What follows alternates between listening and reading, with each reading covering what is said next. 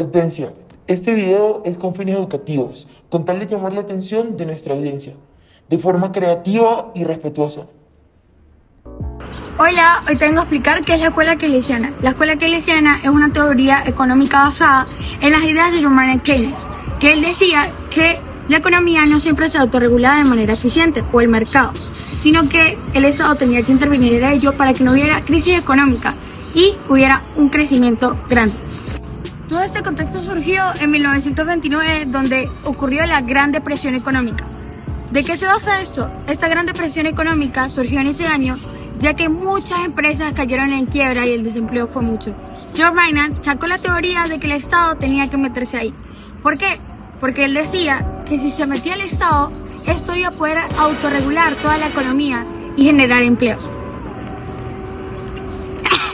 ¿Por qué es importante hablar del keynesismo? El keynesismo ayuda a muchos gobiernos a sus crisis, por ejemplo, a la Gran Depresión y también a mitigar los efectos de la Segunda Guerra Mundial.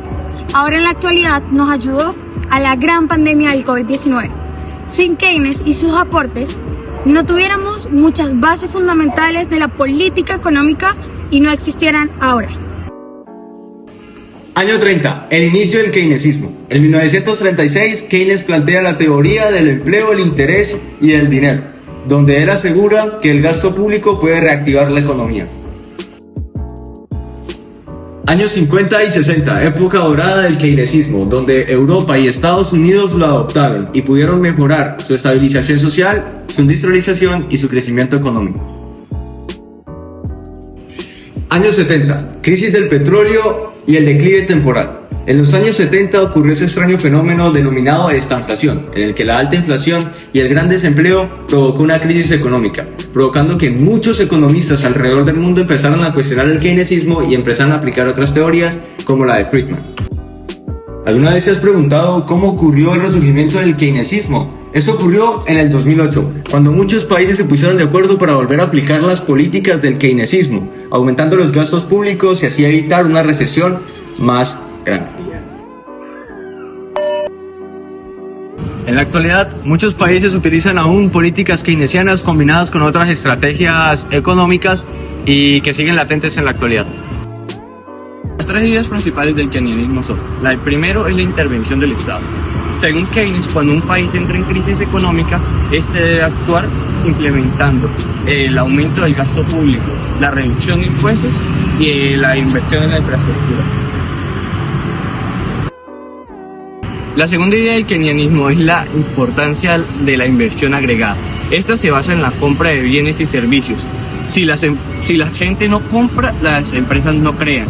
Y si las empresas no crean, hay desempleo, lo que ocasiona la crisis económica. En ese momento es cuando las empresas deben actuar e impulsar la economía. La tercera idea del keynesismo es la política fiscal y monetaria. Keynes propuso dos ideas fundamentales que fueron la política monetaria y la política fiscal. La política fiscal se basa en el control de gastos públicos y en los impuestos, y la política monetaria en las tasas de interés. Un ejemplo es el New Deal. El New Deal se desarrolló en Estados Unidos en los años 30 por el presidente Franklin Roosevelt, que se basó en la inversión de la infraestructura y en la ayuda para quitar el desempleo del país. La nueva era del keynesianismo se volvió a utilizar después del COVID-19 gracias a la crisis económica que surgió en diversos países debido a esto. Ahora vamos a hablar un poco sobre la historia de este economista reconocido mundialmente. ¿Quién fue John Maynard Keynes? Keynes nació en el 1883 en el Reino Unido y estudió en la Universidad del Cambridge. Fue economista, asesor del gobierno británico y un pensador revolucionario en sus tiempos, y sus ideas transformaron la economía y aún influyen en las decisiones del gobierno y bancos centrales.